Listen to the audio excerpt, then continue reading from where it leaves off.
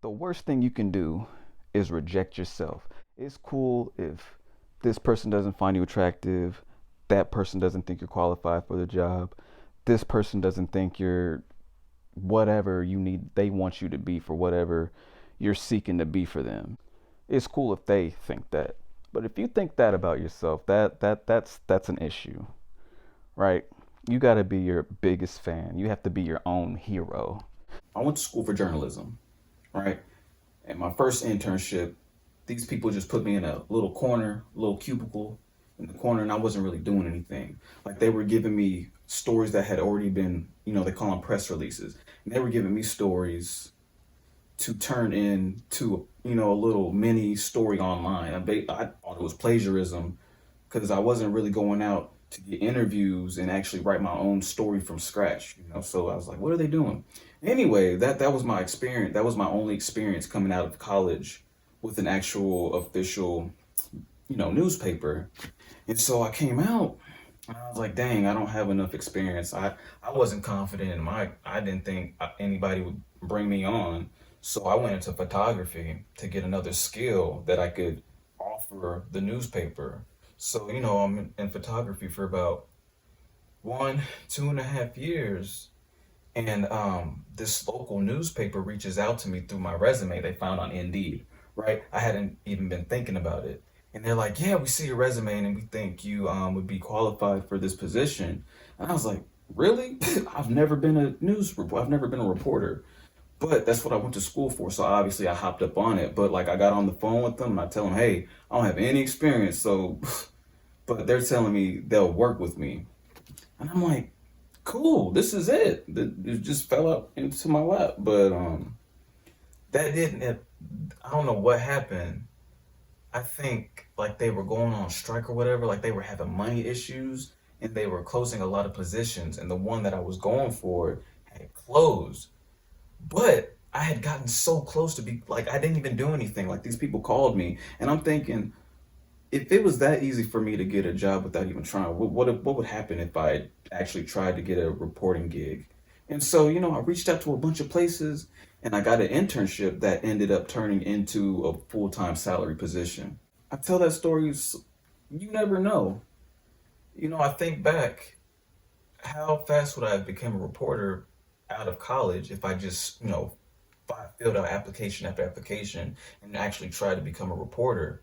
As opposed to like the only reason why I hadn't become a reporter was because I didn't even try. I just assumed it wouldn't happen. And so I say that story to you got to be your own, you got to believe in yourself. You have to believe that you can do it no matter what anybody is saying or no matter what story other people are telling you. People who want what you have or want what you want, who have tried or failed, will tell you their story and project. They'll be like, well, if I did try to do this, you obviously wouldn't be able to do this. But that's not the case.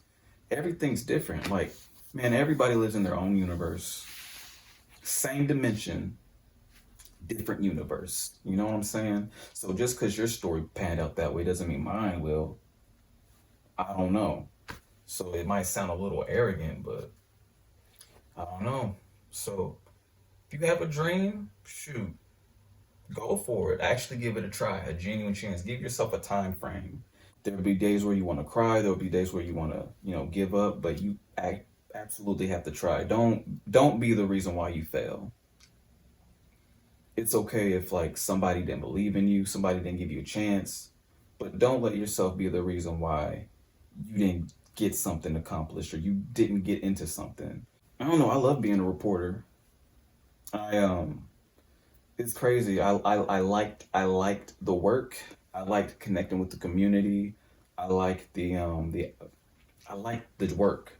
But the people I was working with, I have nothing against them, but I just felt I don't know, it was weird. The job before I went there, everybody loved me. I get hugs, every high fives, everybody, oh, Edward's here, Edward's here, oh, we went out for dinner and stuff. They gave me my coworkers gave me a going away little get together at Chili's.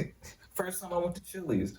At my new job, I was there for about a year, 2 years, didn't connect with anybody. I go in, I say hello. they'd be like, a little polite. Like they were polite to me, but like they weren't. I don't know. I felt like I was tolerated. I don't feel like I was part of the group. Even though the boss was saying, yeah, everybody likes you. I was like, do they? Doesn't seem like it. Like they would be having conversations with each other while I'm in the same room. And if I try to join the conversation, it's like they would just respond to me, but like they wouldn't they wouldn't talk to me. It's weird. The whole energy was weird. All they talked about was work. It was like Oh, it was like they were robots. It's weird. I felt like I was in the Twilight Zone. And like, okay, so they were all white. Not that that's a big deal, but me being the only black person in it was like 5, 10 people there. These people have been working with each other for years. I'd never seen another black person go in there. Like I was there for 2 years. I'd never seen another black worker, and so I don't want to come off as microaggressive or anything like that. Like I want to keep race away from the whole issue. So it's like it could look weird if I come out and say something, be like, "Yo, I'm not connecting with anybody," and like I don't know, I don't want to come off as the angry black guy. So I was really quiet. I'm there to become a reporter. I'm there to get experience, and so, but it was just weird because I would tell people this story and they would always ask, what was the demographic there? And like I try to stay away from race. I try not to like that was my very first experience where it might have been a racial thing. I don't know. My other job, bunch of white people, but it was also mixed. You have black employees, so I don't know.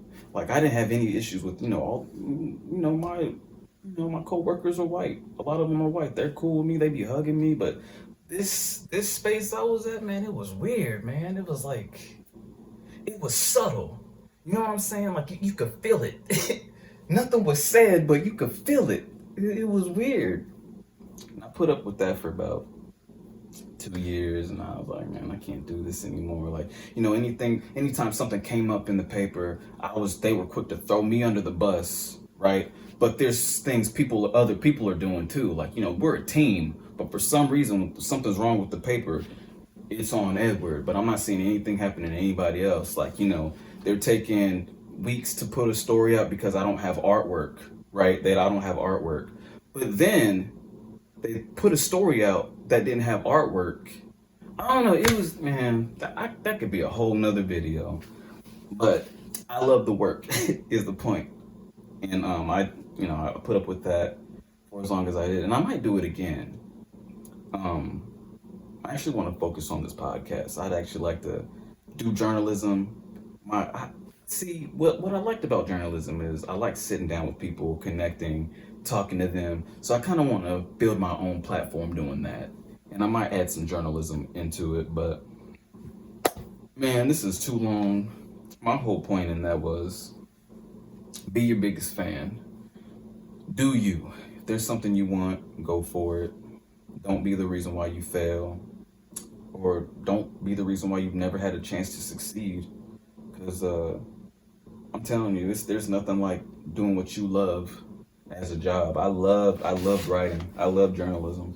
I just I just didn't like that space. Like my job that I have now, I love it. I'm a school photographer.